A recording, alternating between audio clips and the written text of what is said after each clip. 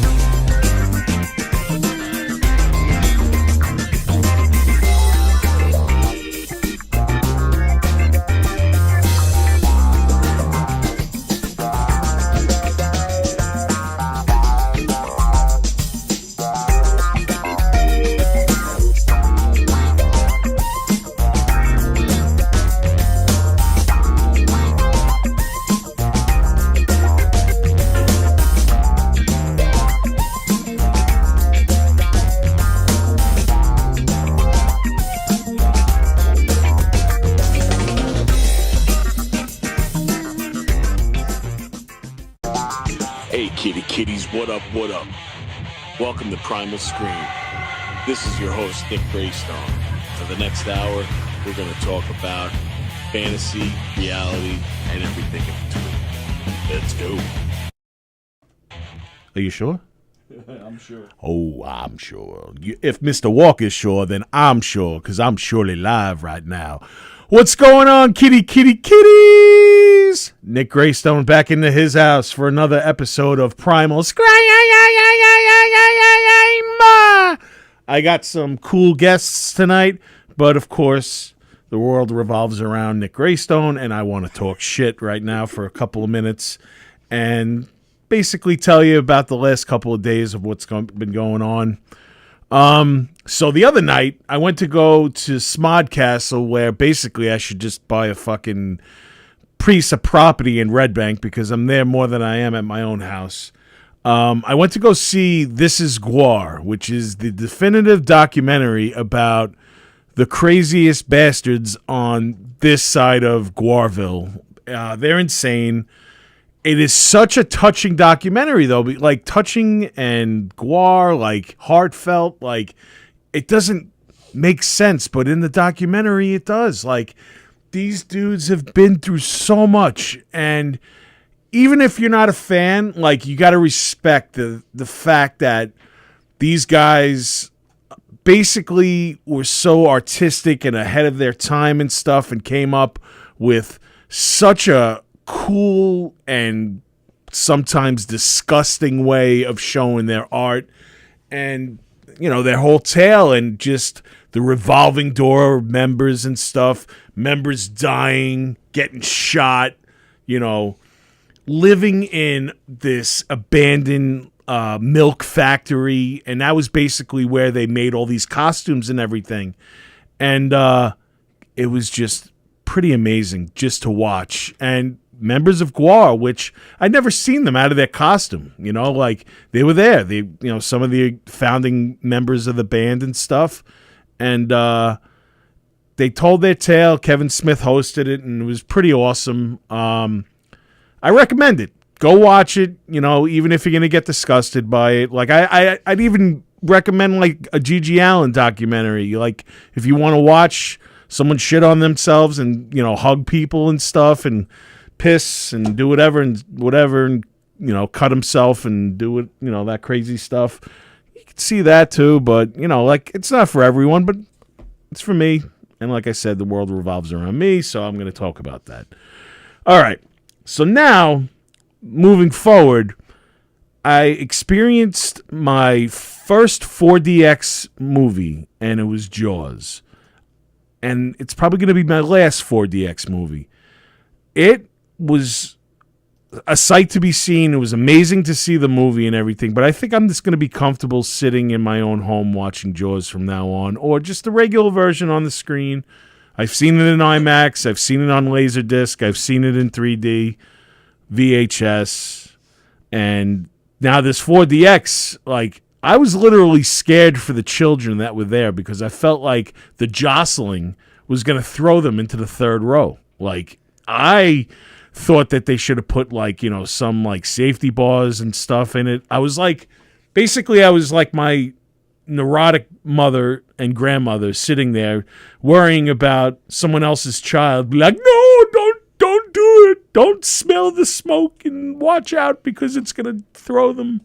So, yeah, I was getting the girth rocked out of me. It was pretty crazy, but I survived. And Jaws, 50 years this movie has been out. It made $10 million, almost, I think even more than that when the Labor Day thing came out after the 4-day weekend, like $12 million. So they had 4 more days. That is an amazing thing. Like, it was almost number 1 in the box office. Like, I think Weapons just beat it out, which Weapons was amazing. But 50 years for a movie to still make money in the box office like that, you got to give it up to the greatest movie ever made. Jaws, unbelievable. If, I don't know who hasn't seen it, but if you haven't seen it, it's one of those movies you get to pass the torch. My father and my brother showed it to me. I showed it to my offspring. Zozo loves it. Like, it's just a fun watch, and it makes you scared. The fear of going into the water. I can never swim normally in the water ever again. My brother couldn't take a shit for like almost a month because he thought Jaws was going to bite his ass coming up off the toilet and stuff. So that's my take on Jaws. And one more thing before I bring out my guests.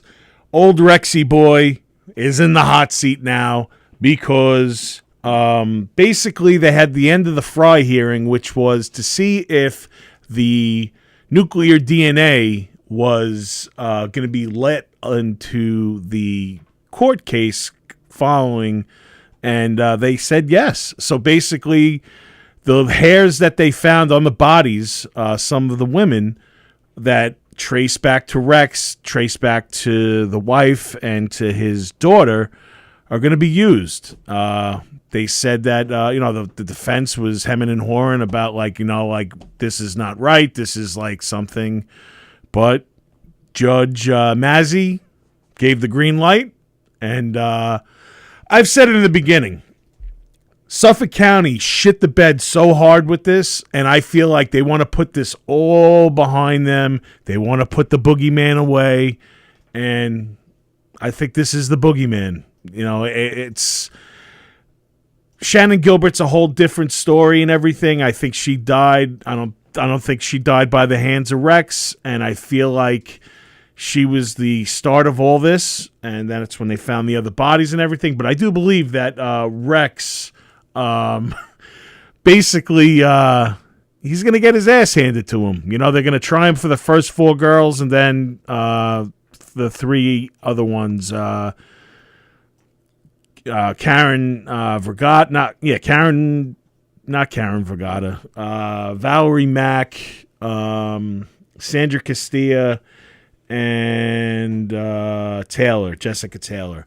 They're going to try him separately for those because you can't put all your eggs in one basket, because what happens if the prosecution fuck up and this dude walks?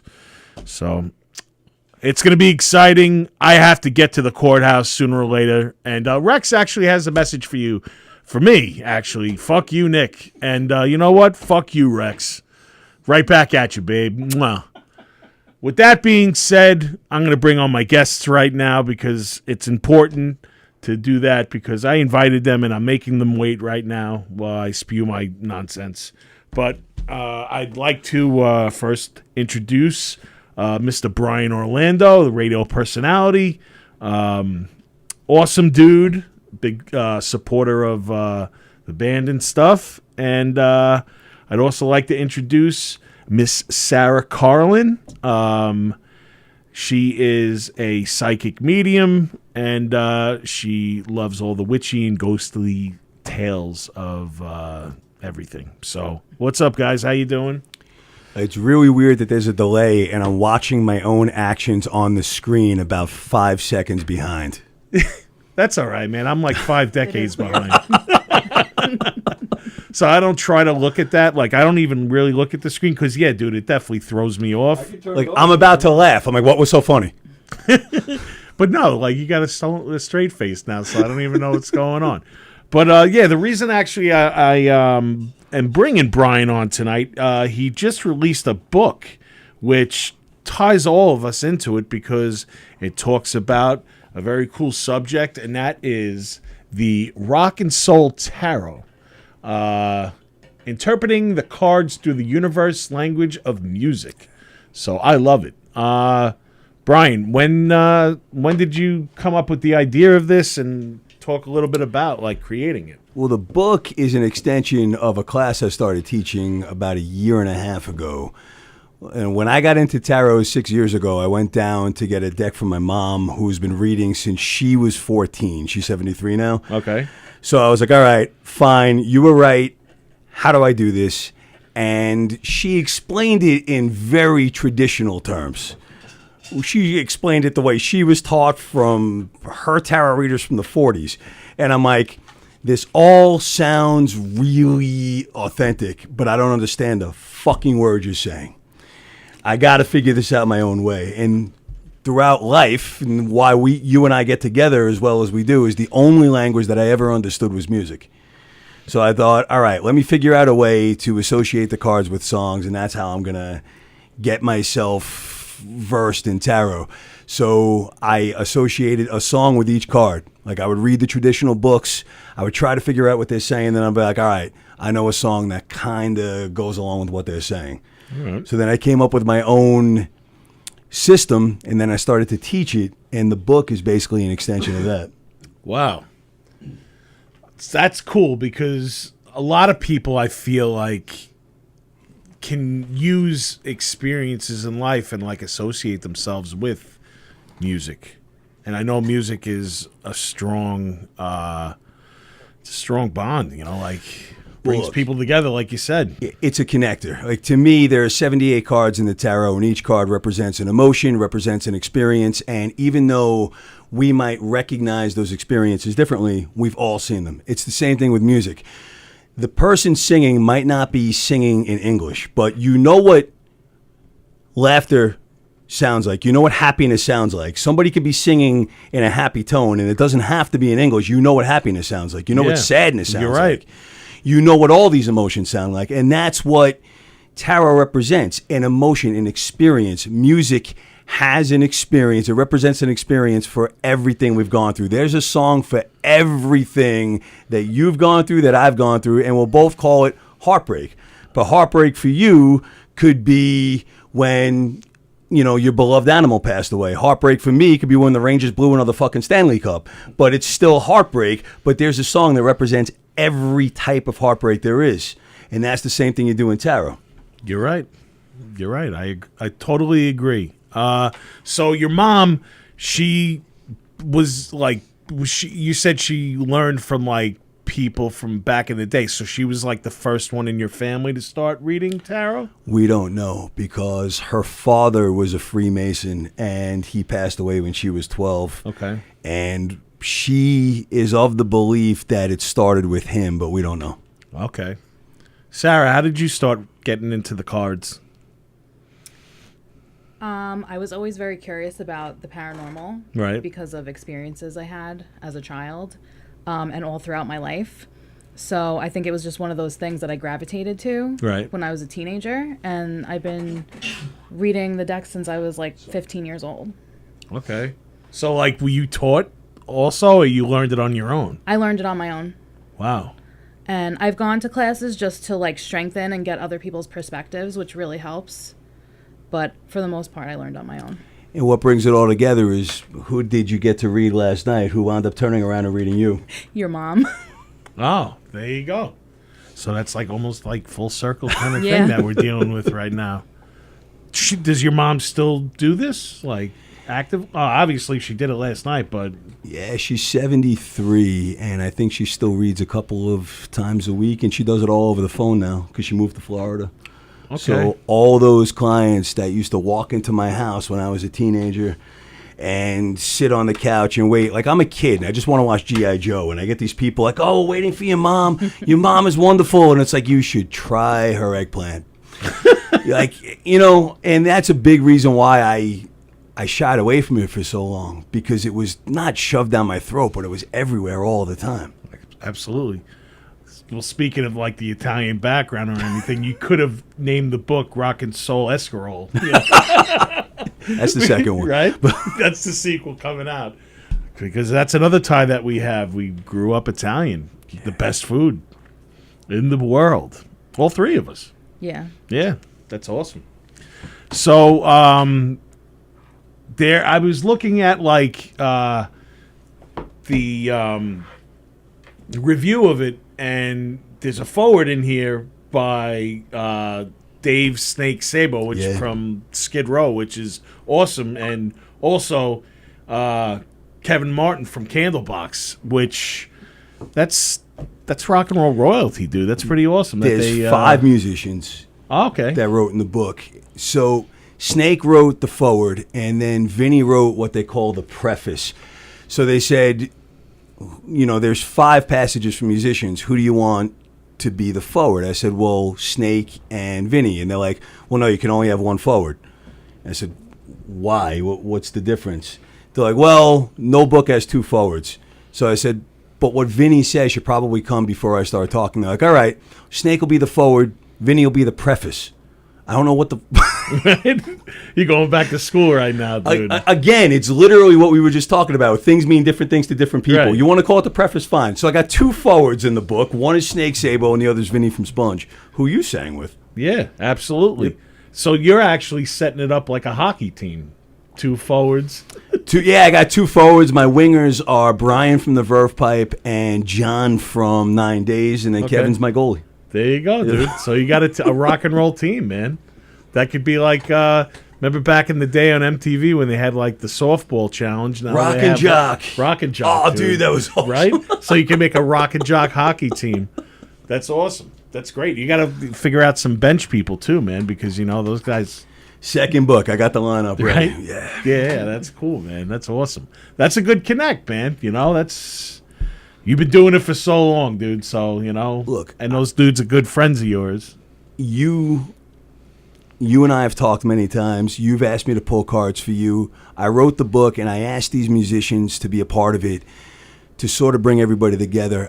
I don't look like a traditional tarot card reader. If Sarah and I are sitting next to each other and someone said, hey, go to the tarot card reader, they're going to walk to Sarah every single time. Yeah.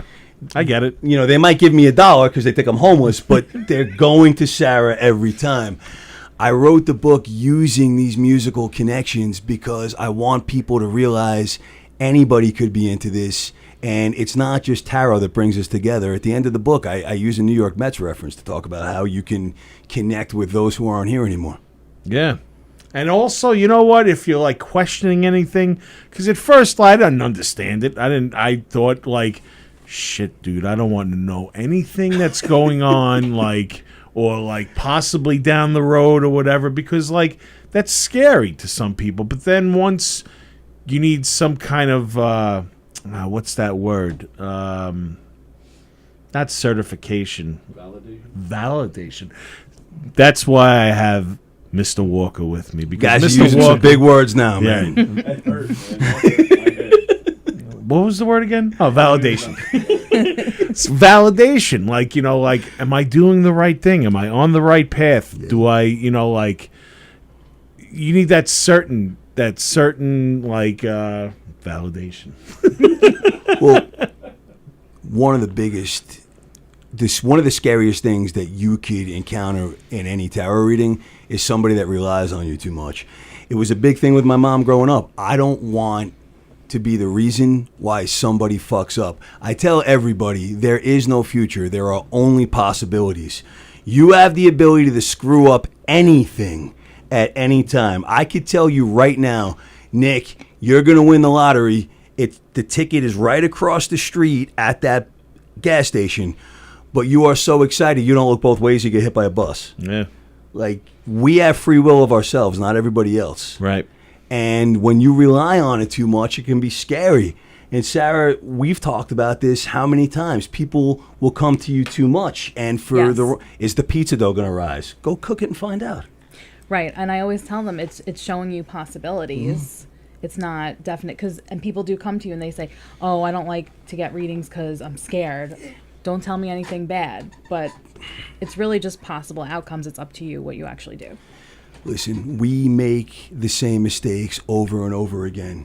Now, if you believe that this is why we're on this earth, to learn from the mistakes, well, then that's a whole Buddhist mindset, and we can go down that path. But regardless, if you look back at any time things went wrong, you were probably thinking the same exact way. You were probably thinking that whatever action I take is going to turn out differently this time, and it never does. And with a tarot reading, with mediumship reading, you get advice, whether it's from your deceased family and friends or spirit guides or whoever, or your personal God, whoever it is giving you the advice. All they're doing is laying out possibilities that you could take that's different from the same thing that you're doing that's not getting you anywhere. So the reason, like, I opened my door to getting my cards read, or doing a pull or whatever, I was in Asbury Park. I went to go see the Bouncing Souls. I'm walking back to my hotel room, and I saw this woman, and she was older, and it was like she was doing readings and everything. And I walked past her, and I stopped, I looked back, and I'm like, shit. I'm like, should I go talk to her? Because at that point, Was that Madame Marie? On the boardwalk. Madame Marie, she's mentioned, it's her daughter now. She's mentioned in the Bruce Springsteen song, Sandy, 4th of July, Asbury Park. Okay, so I did not go back to her. And at that point, like, I wanted to know things, because at that point it was about a little over 6 or 7 months I lost my dad. So I just wanted to know, like, am I on the right path? What's up with him? Kind of like, my head was scrambled. So I go to bed. Next morning I'm driving home. I get a message from an old friend that I went to high school with. And she's like, oh, wow. She's like, I saw your pictures from yesterday from Asbury Park. And I used to have such a good time there. I used to go to this woman. She was a great reader. She was dead on accurate and everything. And I started getting chills, like, the hair on my, what's left of it, like on the back of my neck was rising. And I'm like, oh my God, this is for a reason. This girl is messaging me right now out of the blue. I haven't talked to her in 20 something years. And why is she messaging me now? And why is she telling me about this woman that I probably should have had a conversation with? So I reached out to my friend. Her name is Lucia, and she does readings and everything. So I went to her. She said things that just hit me, man. I started crying during the reading and everything, and she was like, your dad left you something. I don't know if it's like coins or whatever. A week before that, me and my brother are cleaning up our house. The house my parents were in. And we're moving old furniture and stuff, and we found this bag, and it was a bag of old coins or whatever. And that was the sign. Like, that was my father saying, like, he's okay. And she was saying that he's proud of you. He's looking over you right now, and he's hanging out with an old friend and everything, and they're having a good time. That's my Uncle John. I felt like that was my guardian angels telling me, like, to keep doing what you're doing, they're proud of you, and, like, that drove it home, and, like, that stuck with me for a while. So it was something that that was comforting to me that I could go on and get my cards read now. And like I do it sometimes. Like I'll ask Sarah, like, please, like, am I? Because like if anybody knows me, it's Sarah. So I feel like if she could pull a card, she could tell me like the path that I'm on. Am I doing the right thing or whatever? And she won't sugarcoat it. She'll just tell me how it is, and that's cool. And you've done it too. Do you feel his energy before he calls you to pull a card? I mean, it's been like sometimes when he stops by when I'm at work and stuff like that, but a lot of times are on the same wavelength, so. I think one card pulls are probably the healthiest way to just ask a psychic friend how to, if something's going to happen or how it's going to happen. Full-blown readings is where it gets hairy, but a one-card pull, I feel like, is just a cool thing. That's one of the things, actually, that I love that we do in class, because I like seeing how much information I can get from just one card. And it's a lot. She read my mom dead on last night from one card. I did. That's that's a gift, and I agree with the one card thing because I don't want to get too caught up because like you said, it could be maybe too much information to handle, or it could get like muddy and stuff or whatever. Well, what happens a lot of times is they'll start basically saying the same things over and over. That's what I notice, at least for me. Well, yeah. Sometimes when you're doing a reading and it's not that you're stuck, but the person isn't happy with what you're saying, they'll start trying to dictate the reading. Oh, could you pull another card? Okay, could you pull another card? Right. All right, maybe just one more. Yeah. Take that one back and get me another one. Pretty much, yeah. I want to send this back to the cook. It's not right. Yeah, but look, when people sit in front of you, there's something going on. That's why it's so easy for scam artists to get away with this, because somebody's going to sit down and somebody will say, you got problems in your life. Nobody's sitting in front of you for a tarot card reading because everything's great. Nobody wakes up and goes, my life is perfect. Let me talk to a psychic. There's something wrong. What's wrong is really not up to the reader to find out. It's up for the person to talk. It's up for the reader to talk the person through to come to the realization of what's wrong. Okay. I liked what your mom said also. Like, if somebody's not really accepting what you're telling them, what did she say? Just say, I don't think you're open to this. Yeah, I don't think I'm the right fit for you. You're not open to this. Look. That's like how you get out of the mafia. Yeah, pretty much. There's a story in the book, and I had a woman sit before me who was actually my mom's client, and it wasn't planned. Years later, she found me. And when she sat down, I pulled up a name and I pulled up a situation. And she said, yes, that's my niece. So I started to get into what was going on. And she stopped me mid-conversation and goes, I don't want to know about that. I'm here for my kid. And what wound up happening was the kid was hiding stuff from her. And she was coming to me to find out what that was. That's not my job. If that kid doesn't want her knowing something and it's not hurting anybody but him, the universe, not to sound flowery, but the universe isn't going to go through me to break the rules for her. She's not that important. I'm getting stuff about her niece because she can help her. The niece looked up to her and she would have listened to her. Whatever was going on between this woman and her son was not my business, and I wouldn't even think about it, but I was flatlining on it. I want to know about my son. Well, guess what? He doesn't want you to know, so here we are. We're not Burger King. You can't have it your way. Right. I've heard so many times, like, this is not what I expected to come up. This is not who I expected to contact. But and they get pissed? It doesn't. Not necessarily. Most times they're excited. Or just surprised, But, yeah. I've had people not like what I told them. And I'm like, I'm sorry, that's what I'm getting. And I've gone to mediums that pull up friends I haven't heard from in years, or family members that I didn't think knew I existed. That might have met me once or twice, and then they're coming up with these. They're coming up with these details about my life. That, I mean, the person who I'm talking to doesn't know me at all, so it must be the person who only met me once. I'm not listening. It's not that I'm not listening to you right now. We have some live chatter going on right now. Oh. And a friend of ours, Sarah, Holly, is asking if you could pull a card for her. Okay. I'm going to ask her if she can call in.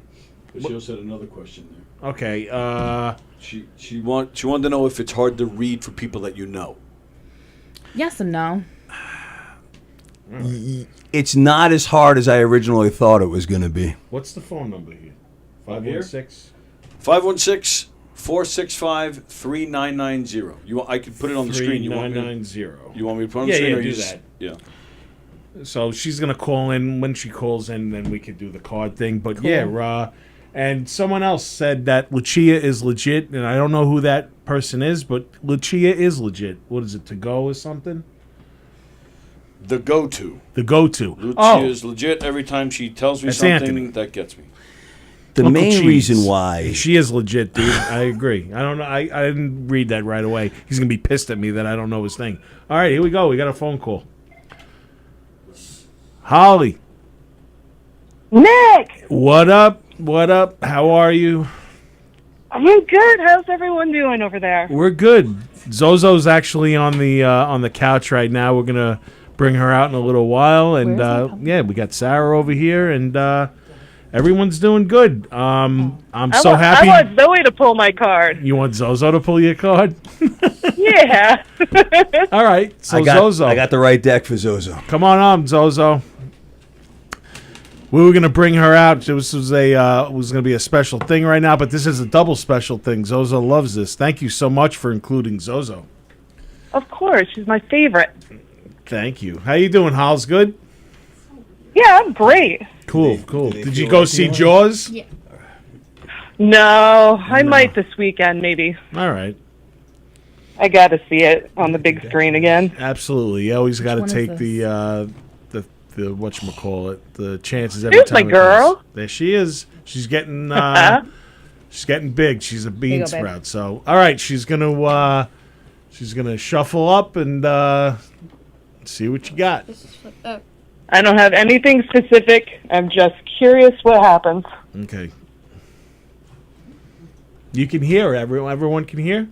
Yeah, I can Okay, hear. cool. How are the kitty cats? Oh, they're both snoozing right here on either side of me. I love them. We're Just we're chilling out. Awesome. Got the Halloween tree up. I'm decorated. You know how we do. All right. I love getting phone calls and interaction. You know what, man? Where's whatchamacallit? He hasn't been around. So the four cops. DJ Dealer. DJ D-Love. Shout out to DJ D-Love, wherever he's at. So yeah, my question I though don't think it is. Okay. was, do you find it easier or harder to read for someone you know? I personally cannot read for people I know because I feel like I intuit too much of my own knowledge of them. Like I can't be biased. What's her name? Oh, it's Holly. Holly, how you doing? This is Orlando. Hi. You could probably see me, right? No. No? I see Zoe and Sarah. So No, she'll see you in a second. I originally thought that it would be difficult to read for people that you know, but what I found out a long time ago is that we don't give even our most intimate partners 10% of who we really are. So you could read pretty much anybody and pick something up that you didn't know. That's fair. That's valid. That's a good point. I mean, my mother's called me at times and asked me to pick up on stuff. You do use the picture. Big Nick sitting next to me, I pulled cards for him. You know, yeah, it might seem like it's cheating, but at the same time, if you're picking up on a message, it's based on everything that you're feeling at the time. So if you know somebody, it just means you're a little bit more open to whatever the messages are that are coming through. Okay. That's one of the things actually that I've been practicing is like to differentiate between, you know, my own thoughts and like what I guess like downloads, you could call them, like what the information I'm getting. So, and the biggest thing is to just like trust yourself. And sometimes they're one and the same. Right. Trust what you're getting. Yeah. Like if somebody came up to you, right, and they were dressed a certain way, had certain mannerisms, like let's just say I came up to you and you never met me before and I'm talking to you with my heavy accent and you pick up right away, I'm from Long Island. Like you weren't cheating. You knew that I was from Long Island based on what you were feeling, but sometimes things are more evident than they need to be. Mhm. All right, so do you want to tell her what you pulled? Yeah. Okay. So I pulled the Four of Cups. Where's the camera? You got it. Perfect. Right here. Yeah, Yep. that's good. So what do you think? What does that mean to you? So I'm seeing like there's a light in the background. So that light usually gives like it's happy. It's good. And it's strength. They're holding like orbs, and it looks like they're also meditating, so they could be calm, and they just look powerful. So, yeah. So strength, happiness, and Yeah. power. Very good. Cool. We like that. I like me some cups. Yeah, absolutely. Positive she's 10 years old? Yeah, man. She's an old soul, She's dude. always been an old soul. Zozo is definitely an old soul. Anyone that's ever come in contact with her and everything, always, like even tonight, man, what you were saying, you know Zoe for about 4 or 5 years. She was hanging, watching a show, just chilling, and I don't know any kid either that ever does stuff like that. You know, she's awesome, and even just watching her right now, like anything she does blows me away every day, and for her to be so articulate at this age and everything, I could just see a huge future. That's actually something people have always said about her, is like her vocabulary and you know. And I've been teaching her the cards since she could talk. So, do you remember she used to sit on the bed and be like, she would count them and she knew the difference between the suits and everything. That's awesome. So good job, Zozo. She's a smart cookie, that one. And very talented, too, by the way. Very talented. Yeah, she is. Yes. Thank She you. used a deck she never saw before, and she got all of that just based on what popped out to her on the card. That was really impressive. Right? You Yeah, got the that's gift, awesome. kiddo. She does. She's very psychic. She's kind of going through right now something I went through when I was a kid, where there's spirits kind of like reaching out, and it scares you when you don't know what to do. Speaking of about which, it. I want to show a clip right now. I was going to wait till later and bring Zoe out, but I'm going to do it right now. This is a video that she was doing her makeup, and there's no acting in this. Zozo's an actress, but this is legit. I'll explain it when we come back, but this is a 30-second clip. Watch this. Shocker. I don't know what his name is, but there's like a grave like in front of his, like in front of the school, and it like says his name, like information and stuff. But I think that someone said that he like fell out of like a chair. What was that? Whoa. So you got to come to your own determination on what that was, but Zozo was doing her makeup and everything, and then all of a sudden this light flashes behind her, which stops her dead in her tracks.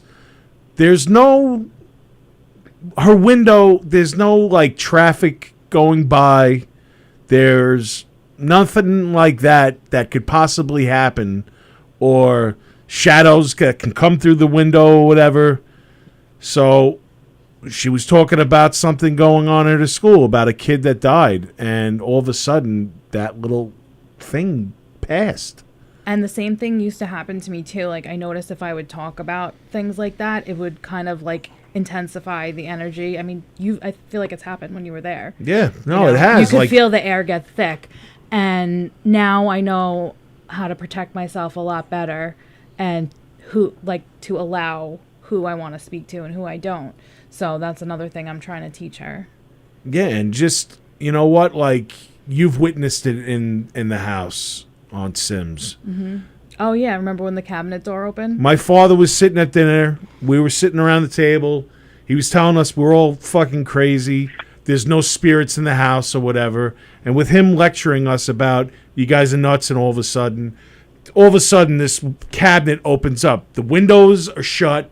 There's nothing that could possibly open this cabinet by itself. And it was high up, too. It was like over your refrigerator. Right. So that was just like, all right, John W. Graystone, here you go.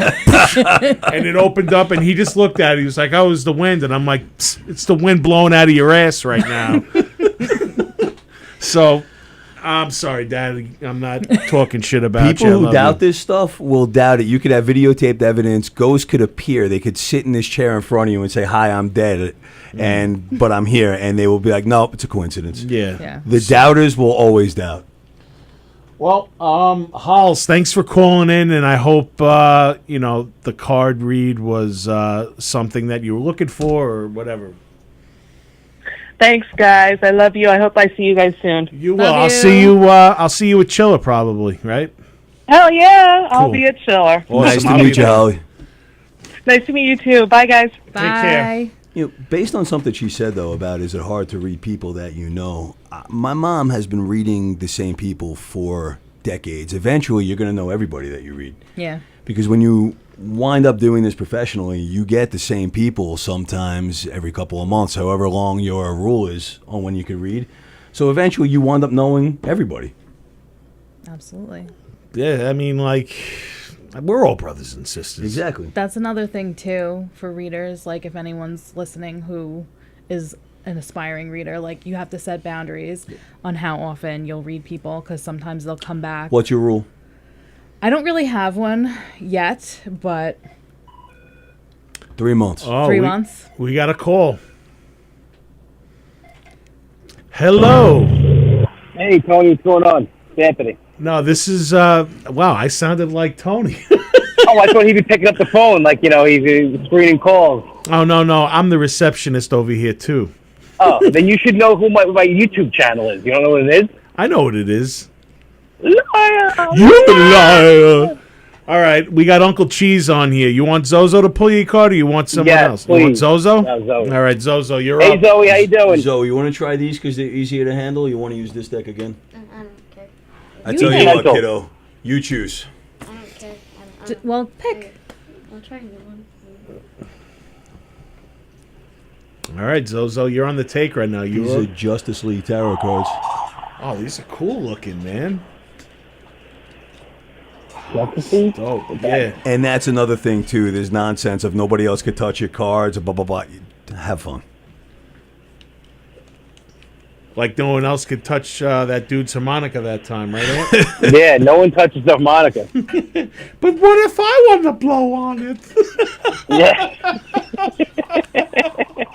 I'm sure, Anthony, you have some stories. Oh, Anthony's I got a lot of stories. Yeah. Actually, you know what's crazy? So I saw, this is the honest, I was calling them at the cigar lounge, some of the stories that I got, and they were like, okay, yeah, I would have burned the house down at that point. Dude, this is sick. Ooh, the magician. Sarah Richards. She pulled the magician for you, Aunt. What does that mean? So you want to give us your interpretation? Yeah, okay. So, wait, there's like, I don't know. There's like a... You can hold it up to the camera if yeah. you want. Great. Yep.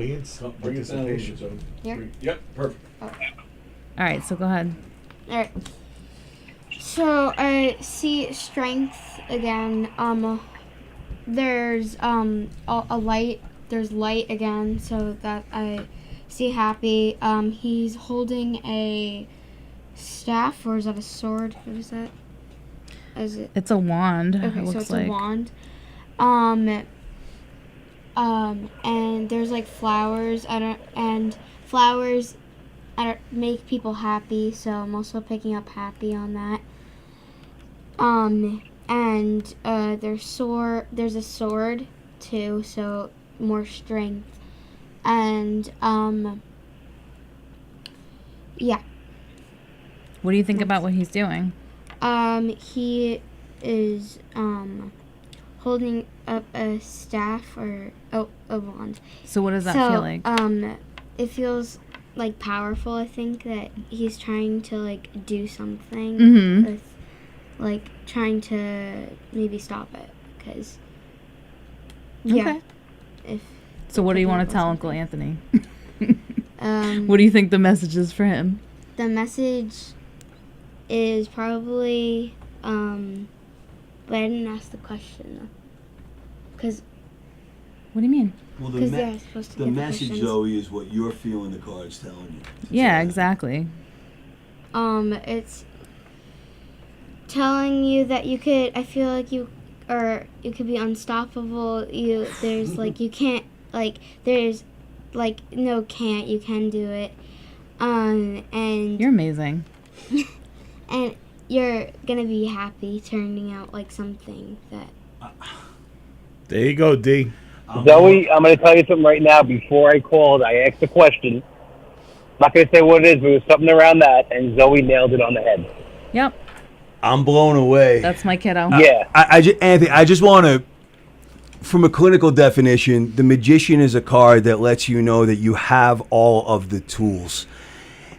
It's one of the only cards where all 4 suits are visible on the card. The wands, the swords, the pentacles, and the cups. And what the Magician tells you from a clinical standpoint is you don't need to keep searching. You don't need to keep digging. Everything that you need to move forward is in your hands. You got to stop saying you need more. You got to stop saying you can't. And you just got to get creative with what you have, which, as Zoe was explaining, at 10 years old was pretty much dead on. Yeah. Did you say there was no can't? When she said there's no can't, I was like, Jesus Christ, this kid. Right? Yeah. And unstoppable. She's amazing. Nah, she's amazing. Absolutely amazing. Jesus. See, all right, it's not to plug the book, but it is why I'm here. The Magician. No, please. That's why we're here. The Magician in the book, I use Jimi Hendrix. Because Jimi Hendrix was a poor kid from Seattle. Now, most guitars back then were made right-handed. Jimmy was a left-handed guitar player. So even though he was already the greatest guitar player of all time, he needed something that was going to help him play the guitar. Rather than... You heard that too, right? Yeah, what the hell was that? No idea. Oh, I'm Maybe- outside. Oh, okay. Oh, see, I thought it was Jimmy. Jesus Christ. I was like, Rather than look for a left-handed guitar, rather than spend more money he didn't have, he simply took the right-handed guitar, took all the strings off, restrung it, and played it upside down. Everything that Jimmy needed, he already had. He just had to get creative with it. That's the Magician. Yeah. And to quote one of my favorite movies, The Adventures of Ford Fairlane, Dice even says it in the movie, this is the favorite thing that I own in this world, and it was strung upside down for a left-handed motherfucking genius. Yep. And it's true. It's awesome that man. Jimmy is, because Jimmy's the man. But Anthony, whatever question you asked, the answer came right through Zoe. Stop looking around you. It's inside of you. You got everything you need. You just made me tear up, Zozo. I'll tell you that. Thank you, Zoe. That was great. Yeah, Zozo, that was really awesome. And I was just saying to Tony, I don't know if anyone heard because we were on the air, but this is like my favorite episode that I did because it's just like we're getting interaction from people calling in. We got Zozo doing her thing. You know, it's really good. If you guys are interested, I'm sorry, Aunt, I just want to put it out there. Okay. When they're ready, if she wants to talk to my mom, my mother would love to have a conversation with Zoe. Sure. I'm in. I was just going to say before I go, you guys were talking before about like non-believers, and even if something's in front of them, like my dad is not really a believer in this stuff. I always tell him about things that happened. But my mom passed away. They had a word, and he has never told me the word. But last night at my mom's wake, her best friend from childhood, just in passing, said the word to my dad. And he actually, I wouldn't say he's not so much a believer, but he knows there's more out there just from that. I remember that. Yeah. Yep, and I remember how he reacted. Like he really believed in that moment, at least. I don't know how far his beliefs extend, but like he always likes to know, like if I get visits and stuff like that, and he hopes, more than he wants to believe. He hopes because the realistic and him hoping is that he will be with my mother again. That's, Right. so, but that happened. He told me about that, and it definitely threw him for a loop. Yeah. The first time always does. It does. Yeah.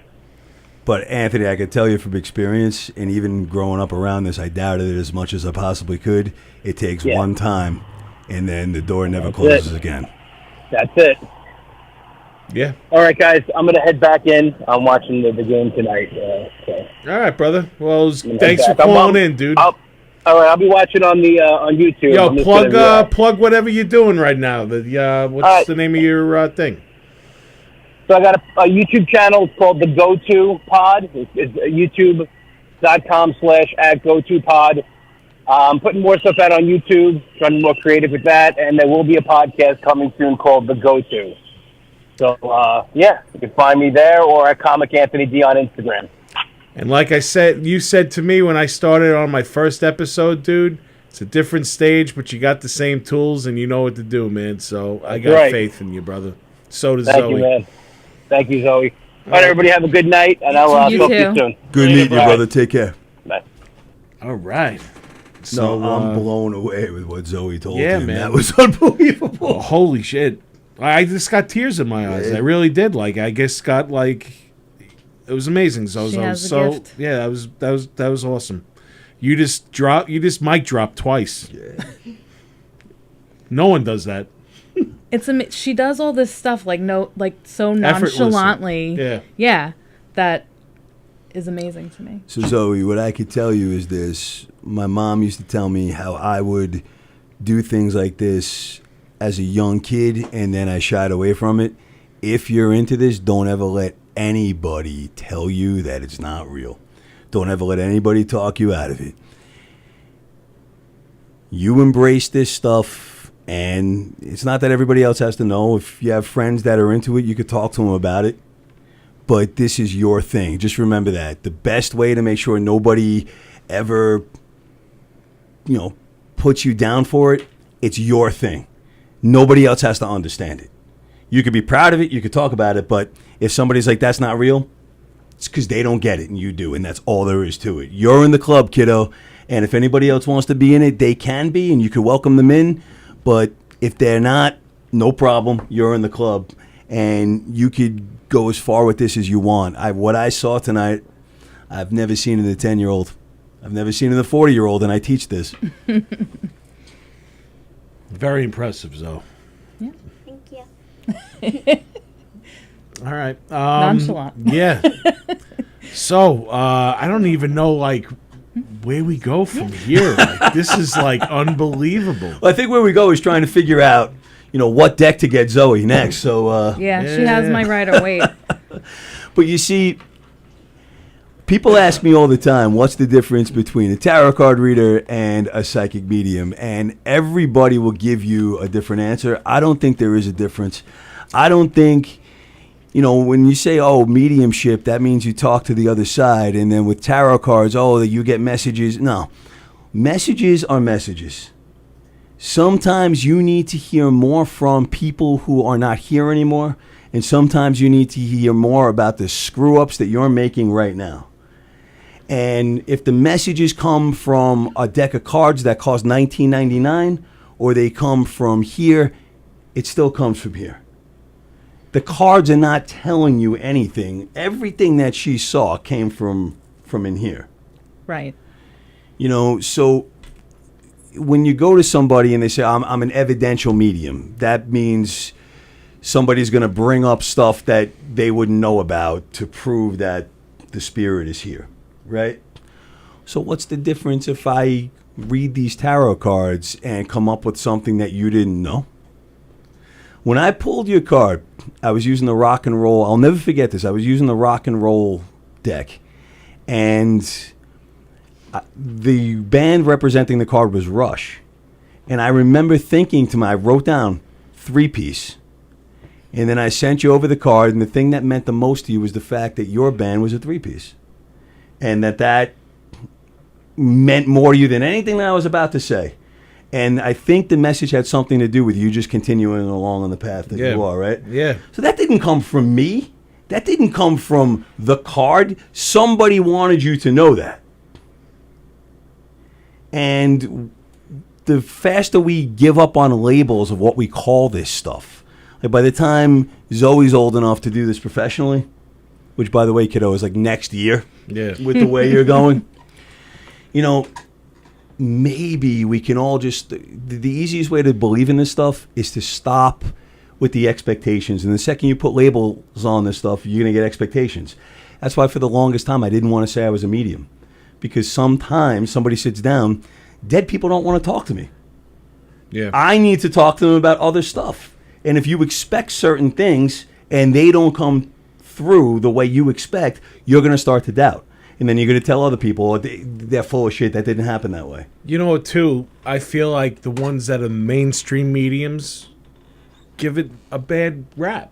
Like, I'm not trying to diss the ones that made famous off of it or whatever, but I don't know, like when they put it on like a mainstream kind of platform or whatever and you watch them, you're like questionable, You need the legit, I feel like, person that is not famous for it, that you're going to, and you just hear it from word of mouth from people around. The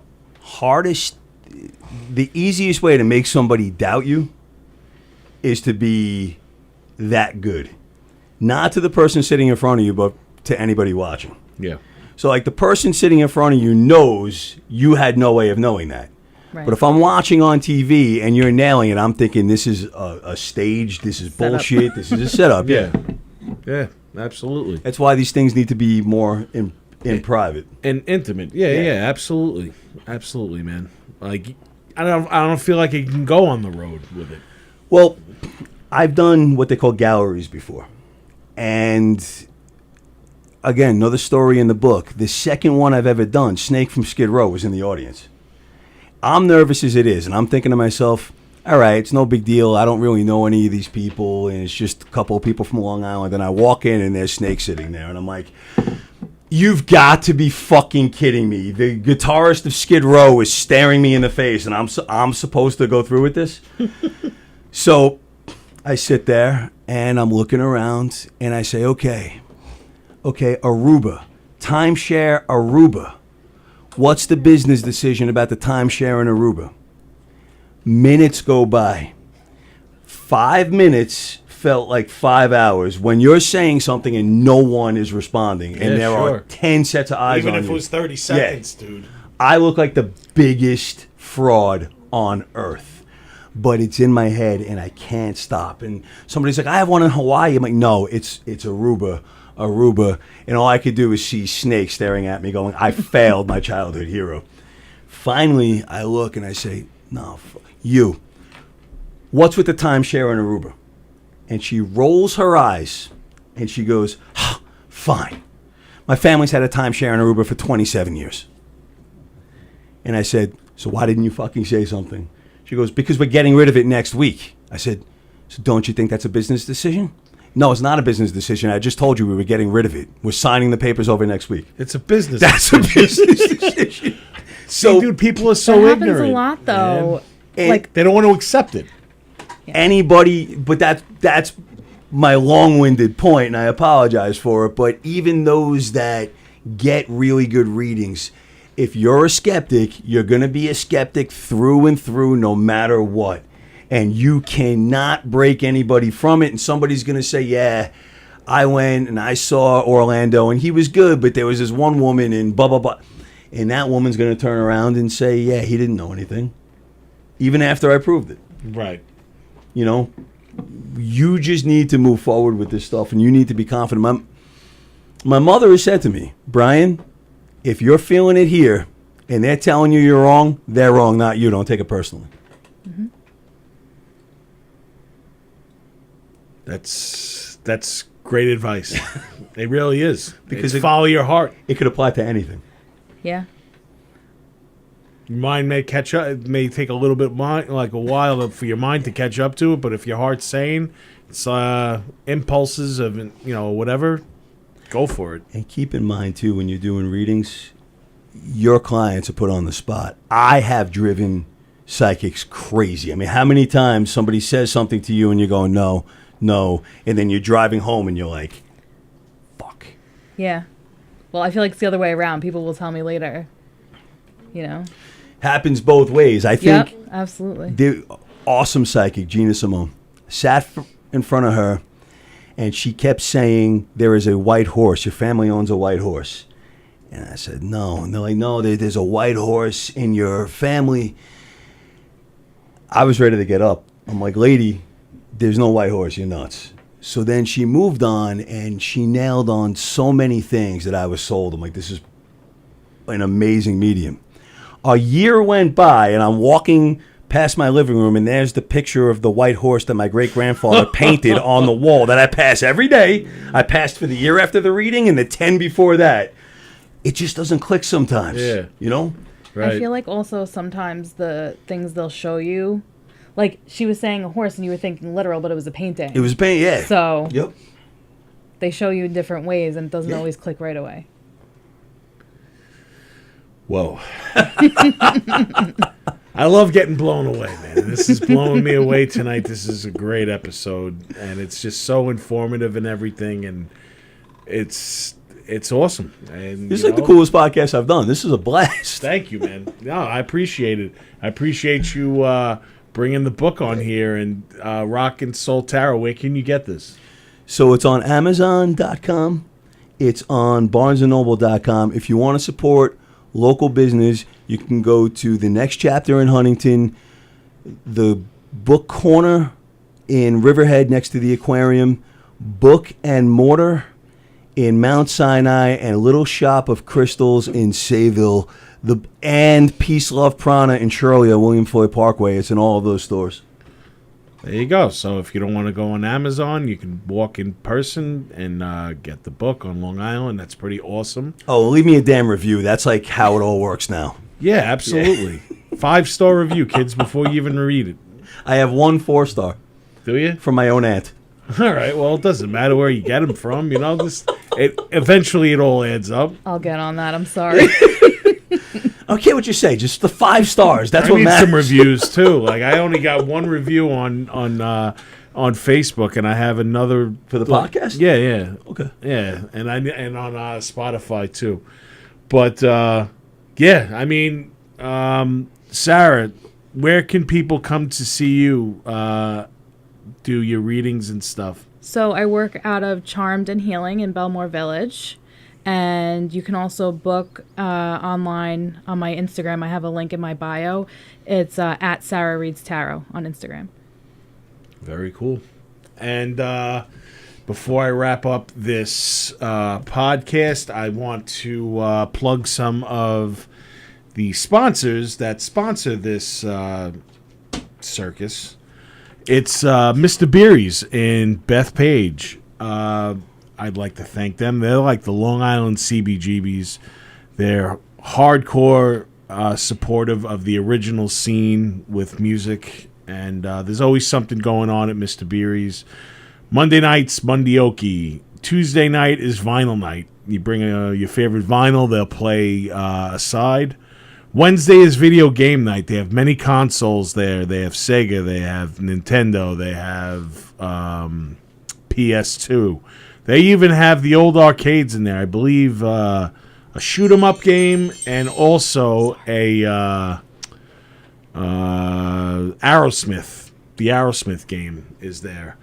But yeah, that's Wednesday nights. Thursday is open mic night, sponsored by Murphy's Music. You can go there and sing your heart out, sign up. It starts at 9 o'clock, which it's about 9 o'clock right now, which is good.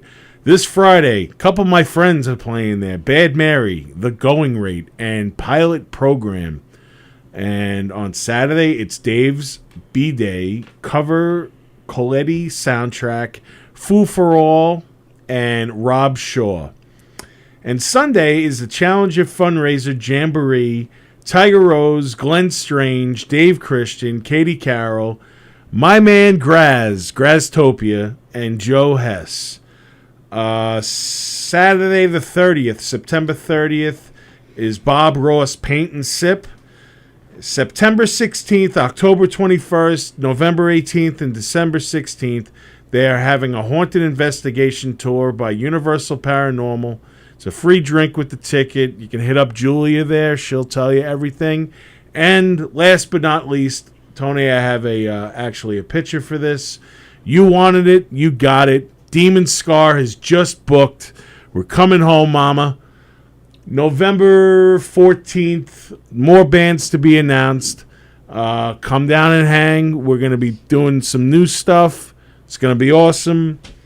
That's it for Mr. Beery's. I'd like to also thank Cinema Arts Center, who is another sponsor for us. They always have something cool going on there. Actually, tomorrow is a double feature. Toxic Avenger, the original Toxic Avenger, and the new cut of parts 2 and 3 put together called Mr. Melvin.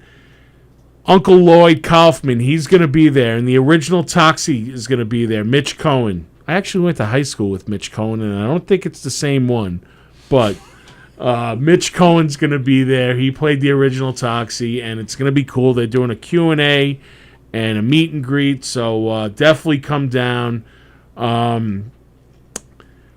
Something that's going on there for Cult Cafe, right next to the Guar, I believe. It's like the yellow one. No, that one. Yeah. Saturday, September is in Cult Cafe. It's pretty cool. They're showing the greatest sports movies of all time, but no fucking Rocky. But that's okay. They're showing Major League, Slapshot, Caddyshack, and Basketball. It's awesome. My boy Matt Roran, he's hosting it. Saturdays at 9:30. If you get there for the early bird, they have mixed CDs by Matt and stickers and stuff. So definitely go check that out. And if you are in the New Jersey area in Edison, Saturday, September 27th and 28th, Zozo and I are going to be there promoting Then Came a Rainbow, and we're going to be there with the Zozo. How do you pronounce it again? Plainton. Thank you very much. Zozo, thank you very much again. The Plainton twins are going to be there. They're the stars of the movie, and they're going to be there promoting this movie. And we actually just got casted again, me and Zozo. This is great. We're going to be in a new movie by Diana Plainton called The Forgotten. And what's crazy is, this is also a little on that level. She casted us, not knowing really too much about us. So my name's Joey, but whatever, I'm a Joey, I guess. But Zozo's character is Rosie. And Rosie is going to visit her grandmother that's in a home, and it's Grandma Rose. She didn't know that Zoe's middle name is Rose, and my mother is Rose. So I met Diana at the last New Jersey HorrorCon, and I feel like our paths have crossed for the greater good. And I'm just going to end with that you never know what's in front of you, but if you have a good feeling about it, you just got to go with it. Continue. Always go on with the show. This has been one hell of a great episode. Again, Rock and Soul Tarot. Pick it up, Brian Orlando. It's either on Amazon or you can go into those stores. Just go back a little bit, and he did the list. Again, I'm Nick Graystone. Thank you, Brian. Thank you, Sarah. Thank you, Zoe. The rest of the Partridge family that came. Thank you very much for sitting. My man, Tony. Again, thank you, everyone that listened. I'm Nick Graystone, and you're not. Later. Thank you for listening to Primal Scream. I'm Nick Graystone, a.k.a. The Nizza. Each week, Primal Scream is produced by Tony Walker and executive produced by Demon Scar. Always remember, nobody writes your story but you. Later.